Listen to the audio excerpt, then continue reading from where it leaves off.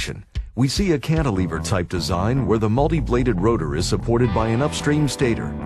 The stator also channels the flow stream, depicted by the flowing blue arrows, through the rotor. The rotor is hydraulically balanced and floats on a virtually frictionless, highly polished tungsten carbide bearing. The rotational speed of the rotor is directly proportional to the axial flow velocity of the fluid.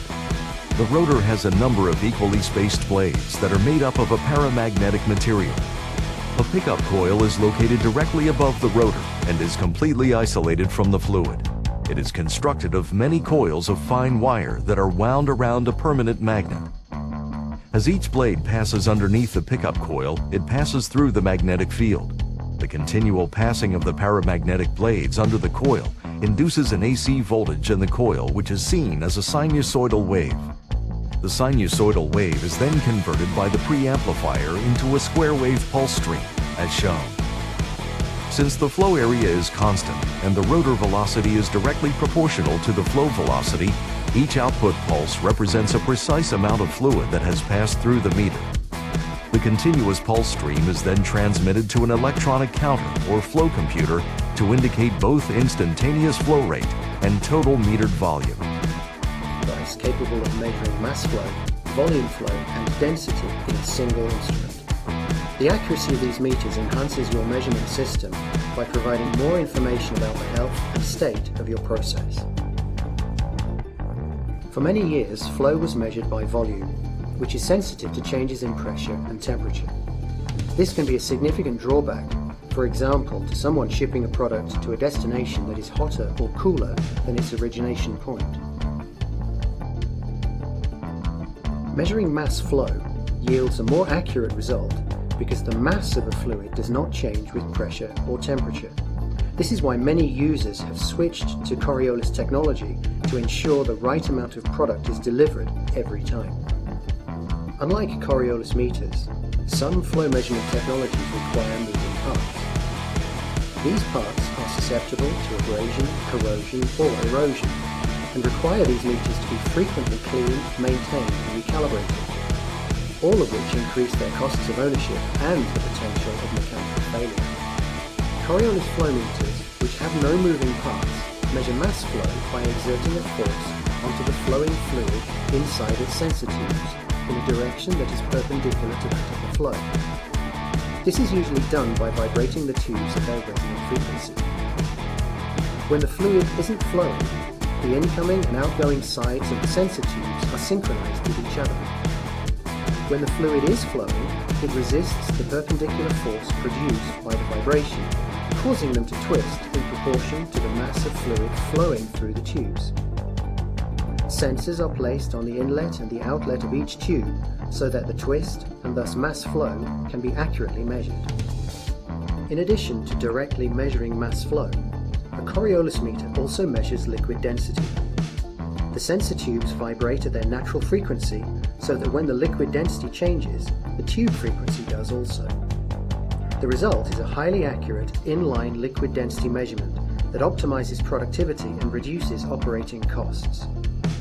Since mass flow and density are measured, volume flow can also be provided as an output.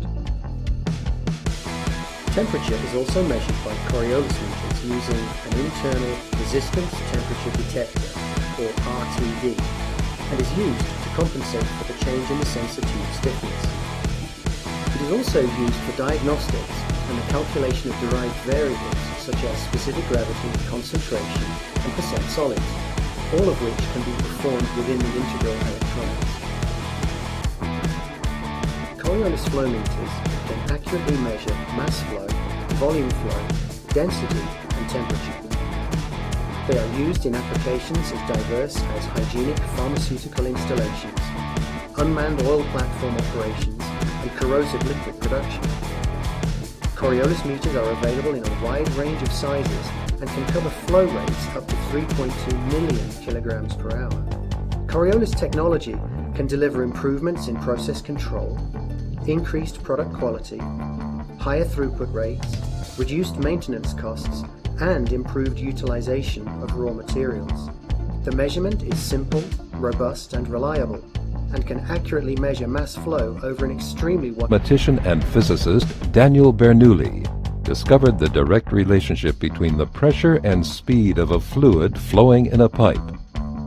Italian physicist Giovanni Battista Venturi also performed experiments on flow, and in 1797 he built the first flow meter for closed pipes, known as the Venturi tube. Here is how this measurement method works. Differential pressure flow meters have an artificial restriction integrated into the measuring tube, illustrated here by the example of an orifice plate. Two holes are located in the pipe wall, one before and one after the orifice plate. Two separate tubes connect these holes to a differential pressure sensor with its two pressure chambers separated by a diaphragm. The tiniest pressure differences in the flowing fluid can be precisely measured. If the fluid is not flowing, the pressure before and after the orifice plate is essentially identical. As soon as the fluid starts to flow, its velocity around the orifice plate increases significantly because of the restriction in the cross-section. At the same time, due to the laws of fluid mechanics, the static pressure at this point decreases. Consequently, different values are detected in the pressure chambers of the sensor, a higher pressure before and a lower pressure after the orifice plate.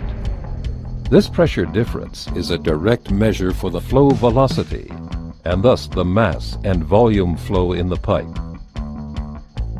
The higher the flow velocity and the resulting drop in pressure around the orifice plate, the greater the differential pressure measured. In numerous industrial applications, the orifice plate covers many needs of flow measurement technology. However, other designs are available for certain measuring tasks to minimize undesired effects, such as excessive pressure loss or abrasion of components due to solids carried in the fluid.